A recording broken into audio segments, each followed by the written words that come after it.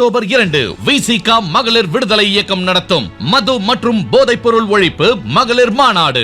மதுவை ஒழிக்க, மனிதவளம் காக்க அணிதிரள்வோம் வாரி. உளுந்தூர்பேட்டையில் குக்கரி சேனலை பார்த்து யார் வேணாலும் சமையல் பண்ணலாம். ஆனா சுவையான சமையல் பண்றது எப்படி? நான் இதயம் நல்லெண்ணெயில சமையல் பண்றேன். ஆஹா ஓஹோன்னு பாராட்டுறாங்க. நீங்களும் இதயம் நல்லெண்ணெயில சமையல் பண்ணுங்க, பாராட்ட வாங்குங்க. தினம் தோறும் வாங்குவே இதயம் இதயம்.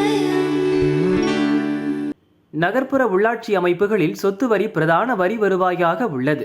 சென்னை மாநகராட்சியில் ஆண்டுக்கு 1800 கோடி ரூபாய் சொத்து வரி வசூலிக்கப்படுகிறது. இதுவே இதர மாநகராட்சிகள், நகராட்சிகள், பேரூராட்சிகளில் 100 முதல் 1000 கோடி ரூபாய் வரை உள்ளது. 2 அரையாண்டுகளில் சொத்து வரி வசூலிக்கப்படுகிறது. முதல் அரையாண்டு ஏப்ரல் 1 முதல் செப்டம்பர் 30 வரை, 2ஆம் அரையாண்டு அக்டோபர் 1 முதல் மார்ச் 31 வரை. தமிழகத்தில் வரும் 2025-26ஆம் நிதியாண்டு முதல் 6% சொத்து வரி உயர்த்தப்பட உள்ளது. முறைப்படி சொத்து வரி செலுத்துவோருக்கு அரசு சலுகை வழங்குவதாக நகராட்சி நிர்வாகத்துறை அதிகாரிகள் கூறினர்.